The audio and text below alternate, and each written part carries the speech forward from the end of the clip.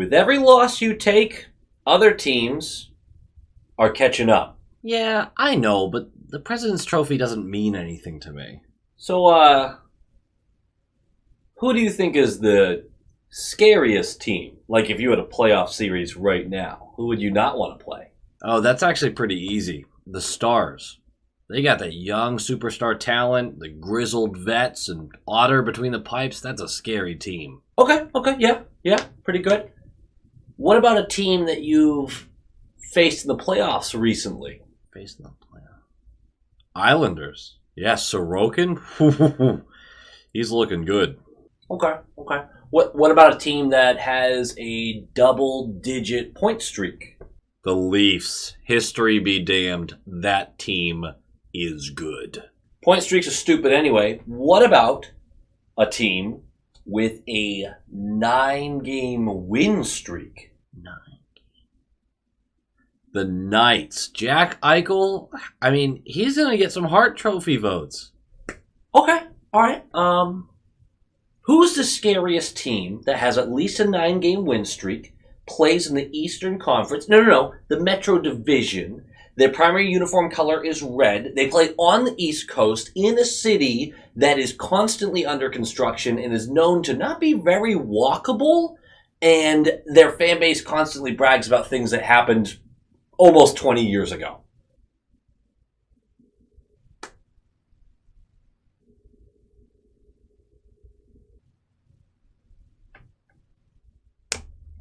The Devils. Go fuck yourself. Low-quality fans of a high-quality Bruins team that is not a dub, not right, not good. But let's be honest. And I don't want to embarrass anybody. But right now, you, me, everybody in Boston, let's say everybody in New England, all of us, we are now Cam Talbot's children. I don't make the rules. Those are just the facts. We're Talbot's children. I mean, we're going to push back eventually, but that's just the way it works. And I don't know what we did. I don't know if it was a bad report card. I don't know if we swore in front of our mom. I don't know if Talbot's just an alcoholic father looking to abuse. I don't know.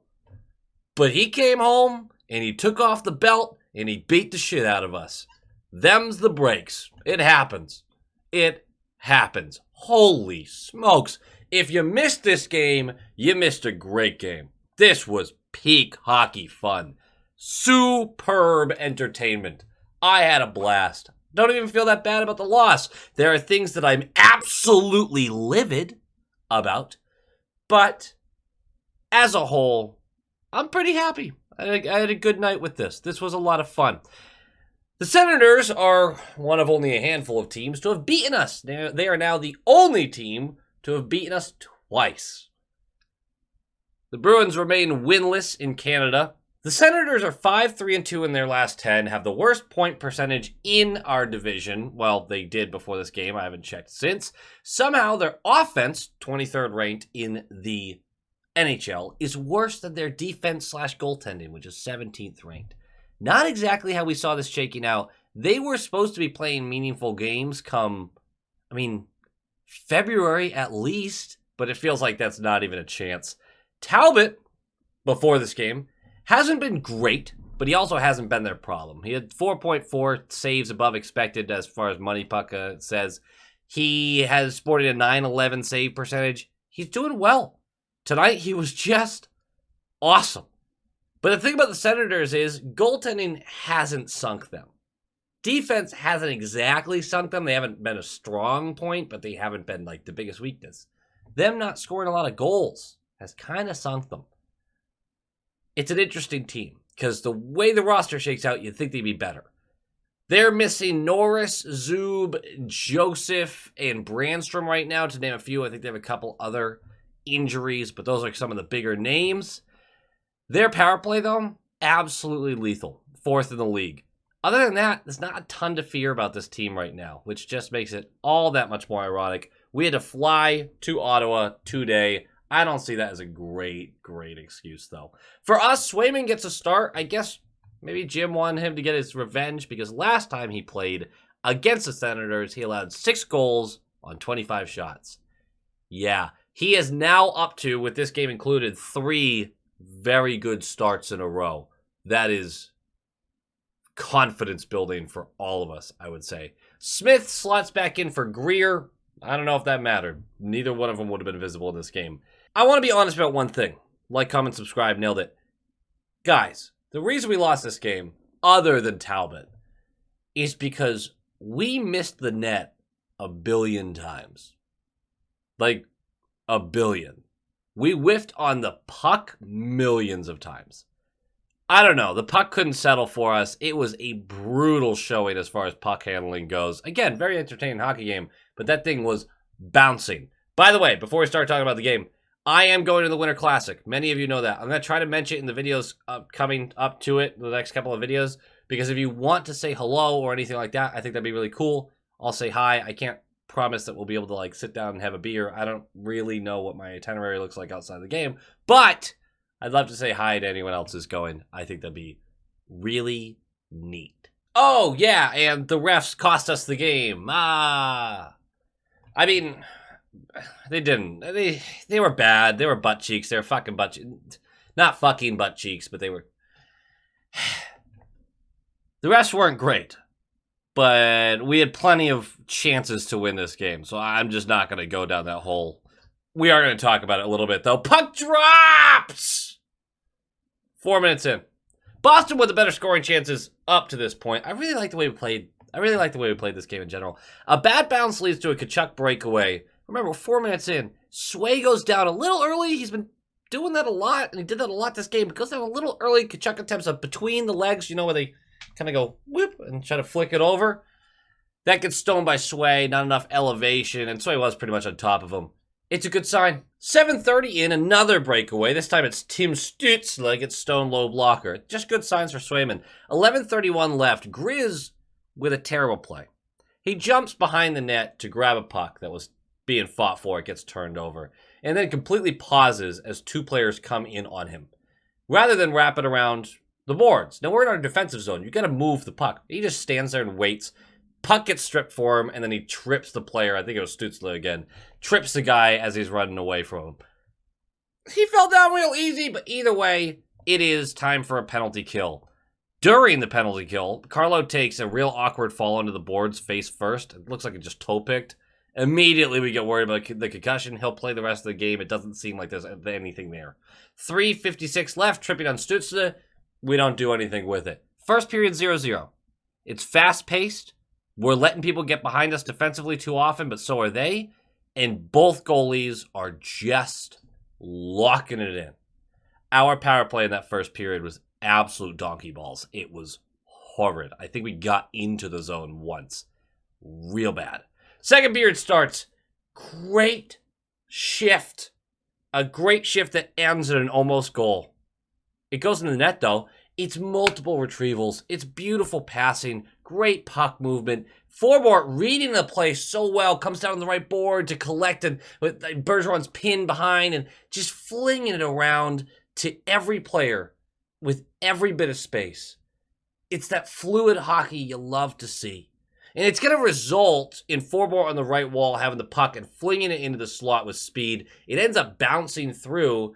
Bergeron corrals it on that left point and just snipes short side corner. Blocker side 1-0. He was a couple, we'll call it 1.5 inches, 2 inches off sides. So that's going to be brought back. I have said this forever, and I'll continue to say this. If the offsides happened 30 seconds before the goal, tough titties. You should have figured out how to get the puck back. I hate this. The offsides rule is so dumb in the sense that, hey, if it's blatantly offsides, it should get called back. If it's by this much, come on. But hey, we got to follow the rules. I'd be happy if we were on the other side of this. So it stays tied. 8 minutes in, frantic play in our own zone. Ends with Frederick jumping down on the puck, grabbing it with his hand, and shoveling it. That's going to get called every time. I don't even know what he was thinking every time that's getting called. So they're going to the power play, and it would be a costly one. It takes them just 12 seconds. It's a great keep by Stützle on the right point as Nosik's dogging him, and then it's puck movement. Moves to the left point, diagonal hard down to the bumper to the left of Swayman. He's going to bump it up to the high slot, who's then going to feed it back to Stützle in the right circle, who's going to beat Swayman short side as Swayman's trying to sweep his way over there. 1-0 power play goal. There is not a chance in hell for us to make a play on this, for us to close up any more lanes. This was perfection for puck movement, and the shot wasted no space. You can't even be upset about it. You can't be mad at the penalty kill for allowing that one. Sometimes teams make a great play. 1-0 power play goal for them. Just a couple of minutes later, 9:25 left, Jake DeBrusk. He is with speed going through the neutral zone, and Shabbat decides to step up on him. And he, with a shimmy, freezes him and goes right around him. Embarrassing that man. He is then, as a player is coming in to slide in front of the shot, he's going to shoot it. It's going to go wide short side on Talbot. But as it bounces back, Talbot can't whip around that fast to see it. He thinks that DeBrusk is going to scoot around the net. So Talbot just starts to back up a little bit. Has no eyes on the puck. The puck bounced right back out to the corner of the net. And DeBrusk just skates by with speed again and just dunks it. 1-1. It looked beautiful. Check the highlight. It was, oh, chef's kiss. And you love to see Jake DeBrusk continue to get on that box score because he's gone through a lot, man. You just got to root for Jake DeBrusk. 6:30 left. Bergeron attempts a puck clear. And it's knocked down by an Ottawa player jumping on the ice from their bench in the neutral zone. The reason this is such bullshit is we have to, when we're clearing the puck, Bergeron's on that left wall, he sees two players going towards the door of the bench and has to avoid them with the clear. And then the other guy jumping onto the ice bats it down. It creates a turnover. Puck comes back into our zone. It's a nice little chip pass to, I want to say DeBrincat. It was DeBrincat. He gets behind McAvoy because, again, McAvoy was like, oh, the puck's getting cleared. He gets the breakaway, ends up beating Swayman with real nice hands, glove side. 2-1. This was too many men. By a fucking long shot. This was too many men. Right in front of a referee. Directly affected the play and led to a goal. Jim Montgomery is livid. And here's what's so unbelievably frustrating about it is the Arizona icing call was nuanced. It was controversial. There was an argument that Forbort took the angle too wide. Okay. We thought it was a bad call, but there's a debate. The Kings game with a 5-on-3 at the end of the game. We thought there were bad penalty calls. Really bad penalty calls. There was controversy. This is zero controversy. That is a man jumping off the ice before a player switches back onto the bench and touching the puck, creating a turnover, leading to a goal. That's bullshit. That was a horrible, horrible non-call. I don't understand it at all. I have no clue why they continued the play. I don't get it. I would love an explanation on it because it makes zero sense to me. Because you can't make the argument that the two guys coming towards the net didn't affect the play because Bergeron had to work around them just to try to get the clear off. A guy can create an offsides by coming onto the bench, going through the doorway. If his skate hasn't left the ice yet, they'll call offsides on that guy. Even though he's off the ice, there's already a player back on. Hey, that's offsides, there's still a player on the ice. But if a guy jumps on the ice and hits the puck, he's not part of the play yet? Bullshit. Bullshit. And if a replay shows something else, let me know, because I haven't seen it yet. It looks to me like it hit the player. It's just absolute horseshit. Leads to a goal. So we're down by a goal. We're going to get a power play towards the end of this period. We don't do anything with it. We're going to the third, and we just can't solve Talbot, man. 5 minutes in, Coyle dekes the whole damn team. Tries a wraparound goal, can't complete it. It bobbles off his stick. The ice had to be bad. 7:30 in, Lindholm blatantly yanked down at the high slot. But while he's being pulled down, he flings this on the net. It bounces out to Nosek, and Talbot just stays with him the whole time, man. Can't find an angle to bury this. Talbot was just incredible. 5:46 left, 3-on-1. Hall on the left side, perfect pass to Pasta on the right, and Talbot makes a diving save and gets it with the shoulder. We are going to the power play. They get called for hooking on that play. We had 8 shots on the power play. 8. Most of them from good scoring position. And Talbot made every save. Boom, boom, boom. Just incredible. Incredible. But as the power play expires, right after it expires, it's a blocked puck goes high, lands on Zacha's stick. He settles it, traps it down, and flings it. Less than a second, it was off his stick. Just doof, gone. Beats Talbot, low blocker. Talbot can't believe it got by him. Zacha pumped, first goal in 18 games. That's a tie game with just over 3 minutes left in the game. We'll take it. We outshot them 27-5 in the third period. This team can turn it on. And I hate that we have to, as often as we've had to lately, but this team can fucking turn it on. Going into overtime, it was a goalie battle. I'm not even going to be able to break it all down because it would take me as long as the rest of the video earlier to break all this down. Excellent goalie battle. Multiple breakaways. Multiple saves. And then we're going to a shootout. The only note for the shootout, or 2 notes, I guess. 3 notes. Swayman goes down too early. I don't know why. This doesn't feel like it was this way last year, but he gets low really quickly. DeBrusk, I love his skate up fast and then fire it blocker side. But eventually they're going to know you're going to try it, and Talbot got it. Pasta.